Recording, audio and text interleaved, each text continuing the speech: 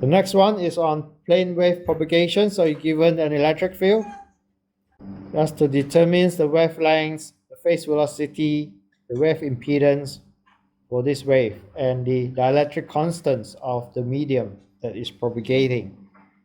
So this electric field here, a few things you can deduce from these equations. So E, you know that from this here, show that it only has a component in the x direction. And then you have a cosine functions, you have a times dependence, and then you have a z dependence. So remember I said that wave. So I used the example of voltage.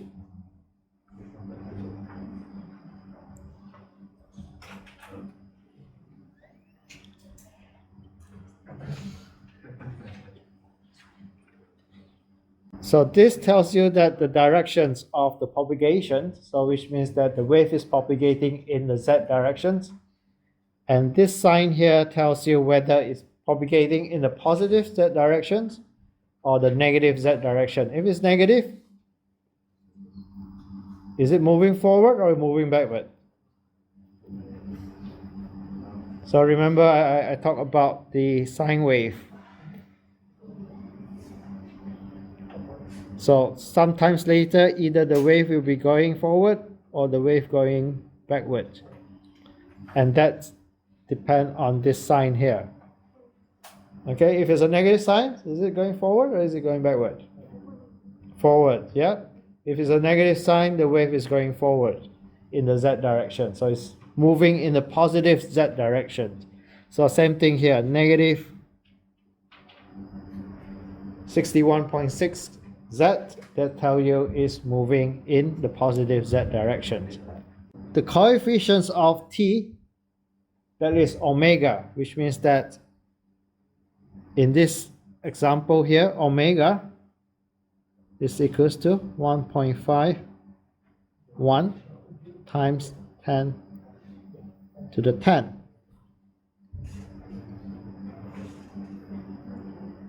Radians per second. Okay, so the coefficient of z can be either beta. Beta will be in the transmission line, which is a phase constant. In wave propagation, there will be k. So here k, which is the wave number, is equals to 61.6 per meter. Okay, so that are the two information you can deduce from these electric field equations, and therefore you can find out the wavelength.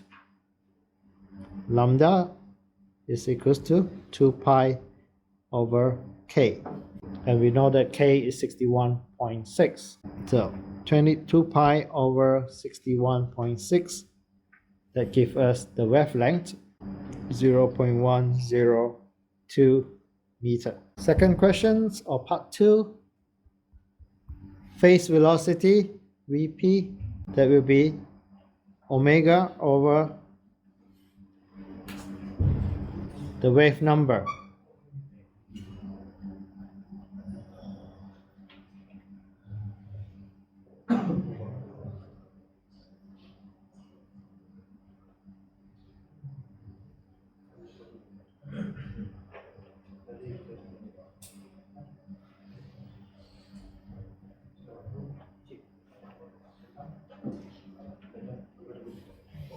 Okay, so the wave is propagating slower than the speed of light, meaning that it's not propagating in air. So it's propagating in some dielectric materials. Our phase velocity is equals to the speed of light divided by square root of epsilon r. Okay, so if it's propagating in free space, then it should propagate about 3 times 10 to the 8. But because the phase velocity that we work out here is 2.45, therefore it's propagating in some dielectric medium. Okay, so dielectric constants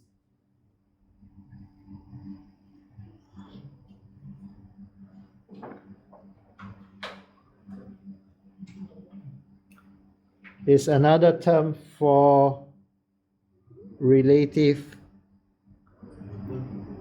permittivity, which is epsilon r.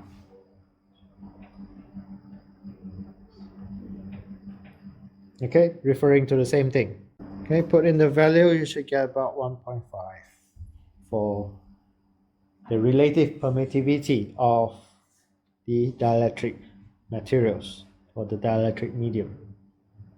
So these are the things that I expect you to know: the relationship between wavelengths and the wave number, or the wavelength and the phase constants, the phase velocity. If you are given an electric field or the magnetic field intensity, you're given E or you're given H, you should be able to deduce all these things. Or if you're given all these parameters, you should be able to write down what's the electric field or the magnetic field intensity, H. There's another questions on propagating wave that relates back to Maxwell equations. In free space, a propagating wave has a magnetic field intensity given as H, as the equation there. It says it only has a y component. So you're asked to analyze the magnetic field intensity and hence deduce the electric field of this propagating wave. So remember that for wave to propagate, we have the E field, and then we have the H field perpendicular to each other, and that perpendicular to the direction of the propagations. Okay, so I show you the other day a diagram that looks something like this.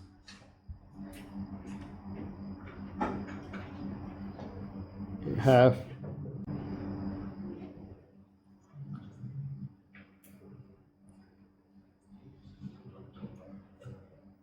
and then just the direction of propagation, something like that. Okay, let me redraw that. So you have one component, let's say E field, and then you have another component which is the H field, and then this is the direction of propagation, something like that. Okay, so the E field, H field, and then propagations in all perpendicular to each other. So from this, you're asked to analyze and then deduce the E field.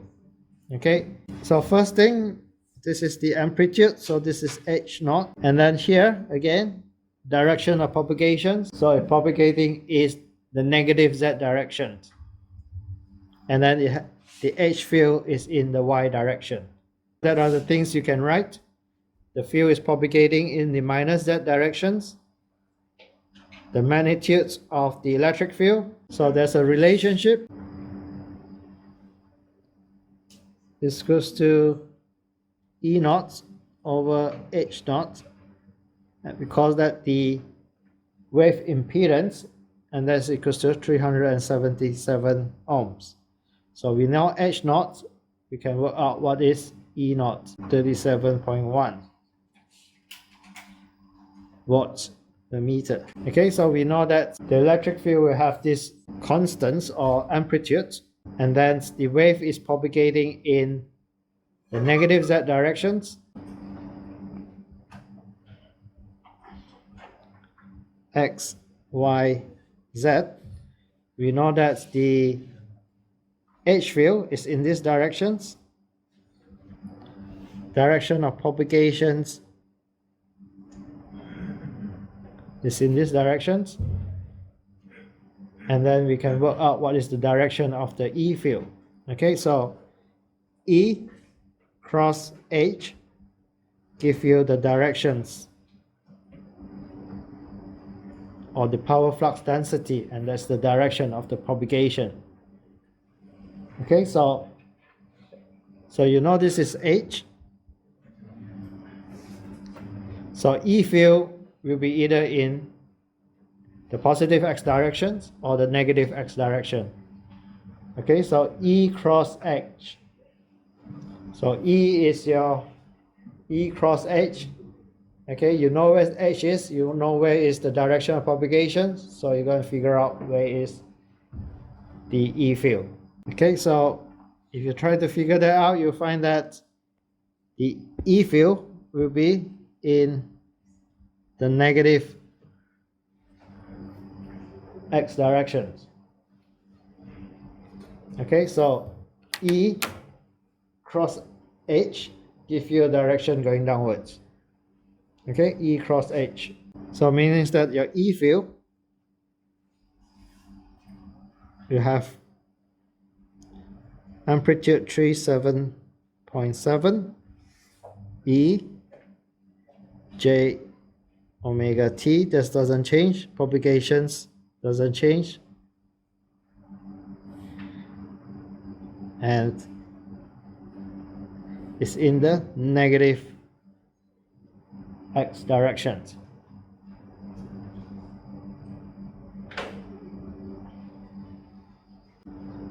So just giving you an H field, if it's a propagating wave in free space, then you should be able to deduce what is the electric field. Or opposite, if given what is the electric field, you should be able to deduce what is the magnetic field. And then the next one asks you to evaluate the electric field of this propagating wave from Maxwell equations. Okay, so basically doing the same thing, but you can do this from Maxwell equations to you should get the same answer. So Maxwell equations, curl of H is equals to del D over del or time derivative of the electric flux density.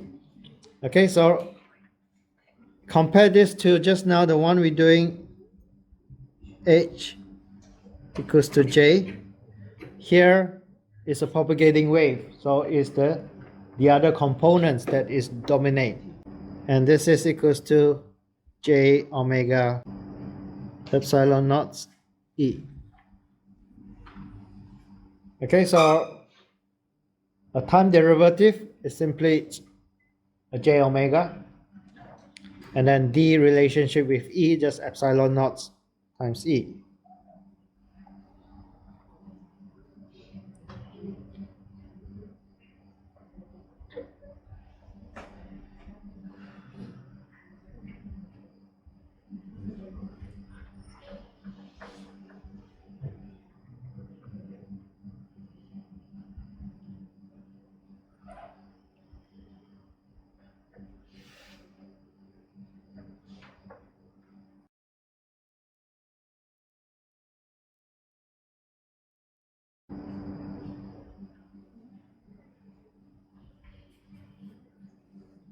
Okay, so that is curl of H in determinants.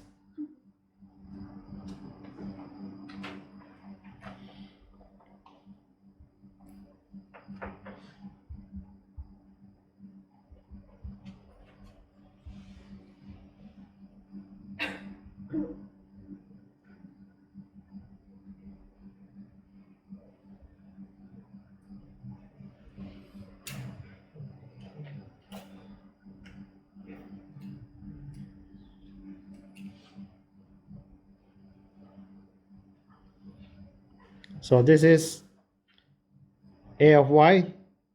So I'm not going to write off. It will be 0 plus Z del over del X of 0.1. Again, there is no Z, no X component. This is also going to be equal to 0.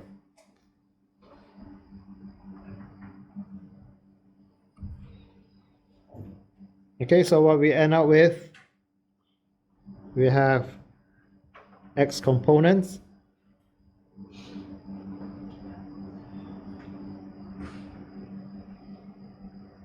minus 0.1 J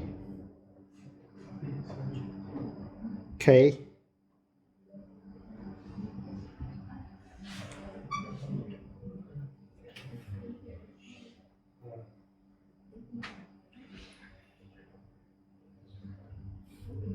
and K is equals to square root of epsilon naught mu naught. Rearrange this equation, you should get E equals to minus 37.7 EJ.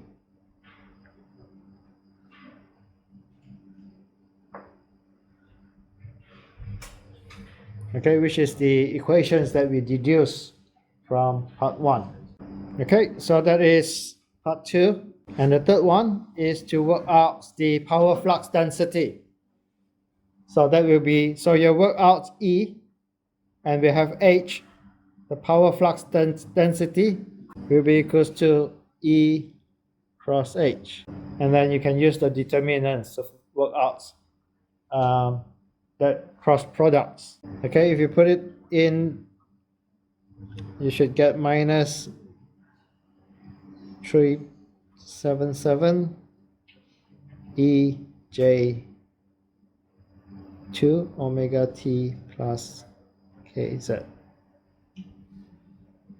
And it's in the Z direction. Watts per meter squared.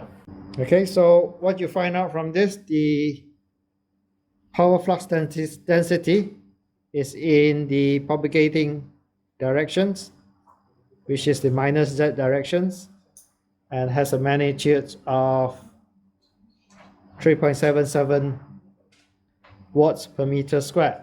And the RMS value will be 3.77 divided by 2. So the RMS is equals to 377 divided by 2, which is 1.885 watts per meter squared.